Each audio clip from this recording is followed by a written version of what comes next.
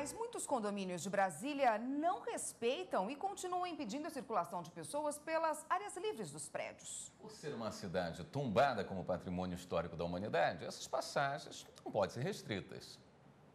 A capital federal foi idealizada para privilegiar os espaços urbanos, seja com as construções comerciais, edifícios públicos ou residenciais.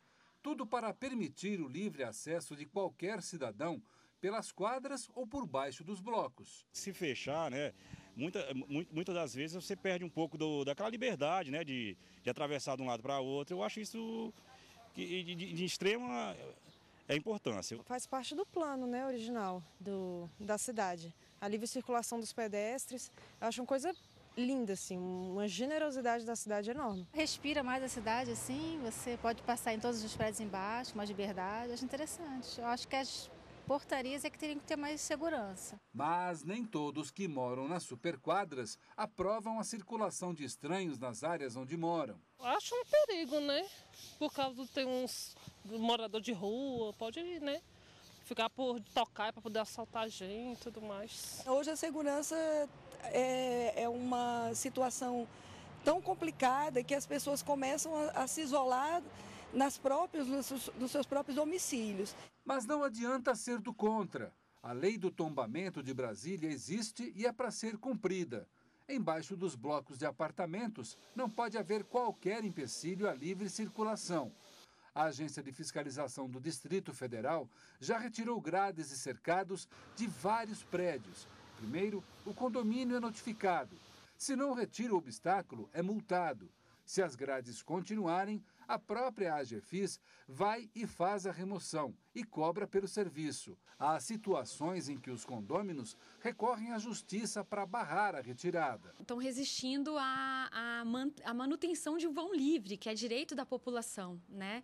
E que é uma característica do tombamento, né? A essência, uma das essências desse tombamento. Então, eles vão ter que, inevitavelmente, retirar esse cercamento. Na maioria dos prédios residenciais aqui do Plano Piloto já não existem mais as grades que acabavam atrapalhando a passagem das pessoas pelos vãos livres, mas muitos moradores acabam apelando para outras alternativas que chamam até menos a atenção. Nesse condomínio aqui, por exemplo, colocaram esta corrente e não fica só nisso não.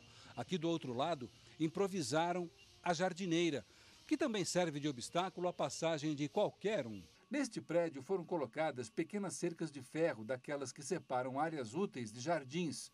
Outros têm barras de ferro. Essas ecocercas também impedem a circulação de pessoas.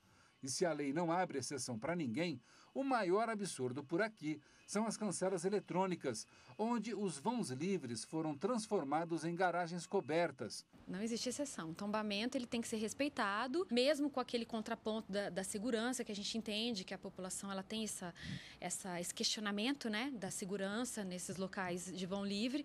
É muito importante a gente entender o propósito desses vãos livres e entender que pertencemos a uma cidade tombada. O promotor do Ministério Público do Distrito Federal explica que Brasília tem um tombamento peculiar, em 3 níveis. Um decreto distrital, uma portaria do IPHAN e outra da Unesco. Muitas vezes a população não tem essa noção da importância de ter uma cidade tombada.